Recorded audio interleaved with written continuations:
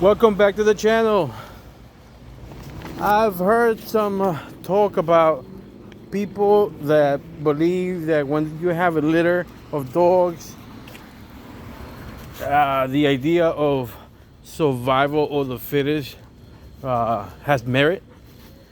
And I'm gonna have to say I don't think so on that one. I don't think that survival of the fittest really applies when you have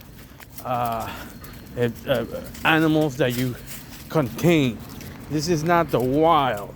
We are not actually, the animals aren't roaming free and taking care of themselves and doing for themselves, fending for themselves as a pack animal or like a family, you know, like parents would do with the offspring, taking care of them. That's not the situation. Mothers that have just gave birth in our hands should be nice and fat, have all the milk the animals, the pups will need.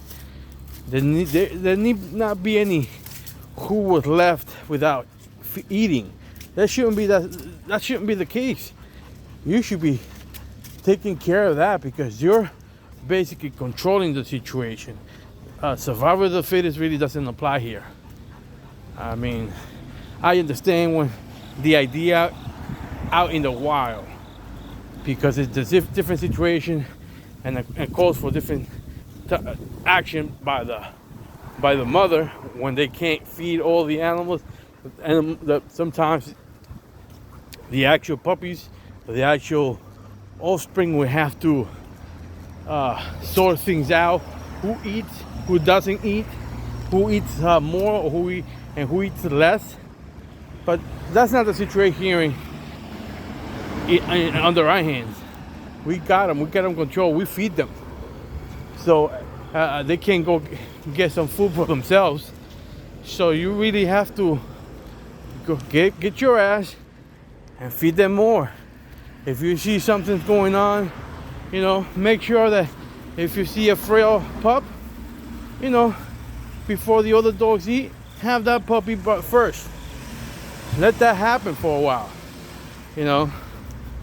until that frail puppy catches up in size and is able to actually fend for themselves, so that they're in equal standing. By the time they're 4, maybe 8 weeks, they're pretty much, you've given them a fair chance. Obviously, there's things that happen, like the mother biting and killing a pup or something like that. But whatever you can do as the god of these animals, you should be doing. So that about survival of the fittest, and there's X quantity of food, and whoever doesn't get to eat. No, that shouldn't be the case, So let's preach loving your animals and taking care of your animals because that's what we want to do, right? We want to take care of our animals, so that way the dogs grow up to be the best or whatever they can be. All right, and that also includes socialization, and I would say socialization first and foremost with people, with as many people as possible, taking these puppies to the fair, to public gatherings at outside where you can showcase your puppies, and the puppies can be touched and get greeted by other people, and it's a mutual back and forth. You get to share your pride and joy. People get to learn the real American people terrier through you, and the puppy gets to understand socialization with other people, which is something that we want. Okay, and we have to also learn and remember that we are a community. it doesn't matter what shade of color we are, our skin of color it is, because I am, as you know, Hispanic. I was born Hispanic. I was born in a different country, but I came here, and I can say, for example, I have more in common with other New York people than I have with people from my country, people that live over there. We are the same shade of color, but our cultures are different. My culture, obviously, is a blend. Like you guys probably have blends. All of us are blends. Like, comparing, a lot of you people are closer to my culture because you love the breed than many New Yorkers, including my own family, And I'm sure for you guys, the same thing. That, you have a passion for the breed, you have these dogs, and even your family doesn't understand, why you got so many dogs? Why you got these dogs? Don't you see these dogs don't allow you to live? Whatever they tell you, A lot of things, they don't understand it. So I see a lot of you guys as closer to me than Hispanics, than New Yorkers, because we have that same passion, same love, So I really want to suggest to you that you people see each other that way. I'm not saying not to be proud of who you are. If you're black, be proud of being black. I'm proud to be Hispanic, but it really doesn't mean that I'm going to make that it's like the most important thing in my life. Being Hispanic is just one thing about me. It isn't the thing that makes me who I am.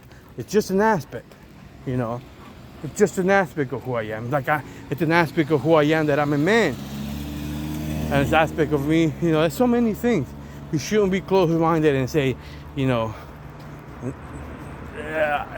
religious belief in this is the most important, that's that. Or, like sometimes some of the radical Islamic folk, they're radical and they're just close-minded that if you're not Muslim, you're an infidel, and you know what they want to do with infidels, and that's that. We don't want to be that type of people. We want to be open-minded. We have to be accepting of our differences. Same way we are accepting of people outside and at work. We have differences, and even how we raise our dogs, how we handle our dogs, how we school our dogs. There's differences, and we should be accepting of that. If we're not accepting, and we always take this as them against us, in every situation, when we have our dogs in the middle, we're not doing anything better. We're actually making it harder for ourselves, because we're not just taking care of what we need to do with the dog. We also have this internal battle of thinking I have to belittle the other person. I have to act tough if at all, or play hate games with that other person. That should not. There's no need for that. Really, like I've said in other times, when you do things with your dogs and other people help you, like if you wanted to see how long your dog can do tug of war, you need another dog for that. So I appreciate it. Say thank you. I appreciate you helping me with the situation, even when the end result is that your dog doesn't really play tug of war for too long. Yeah, well, now you learn. Now you know that. And you shouldn't take it as a personal insult. You shouldn't take it as a personal defeat. All successful people, all successful endeavors have many failures before their success. So if you don't have any failures, perhaps what you're aiming for is not high enough, or you're not seeing things right. So again, we are one people. We are the fraternity of the American People Terrier. We should be definitely proud of who we are where we came from, you know, black, white, Hispanic, whatever, Haitian. But don't make that a point of difference, you know. That's the thing. Don't make it say we are so different because, you know. No, that's just, you know, you being black or white or me being Hispanic. It's just, you know, it's a dot or cross of the T. No big deal. It's just, you know, details. All right. And again, I'm not saying that we have to be ignorant or make excuses for crimes against certain groups of people. We should definitely attack that for what it is and attack on other people.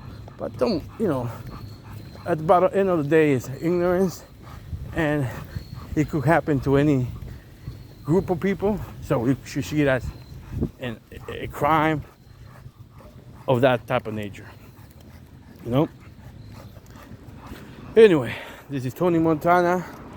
Until next time.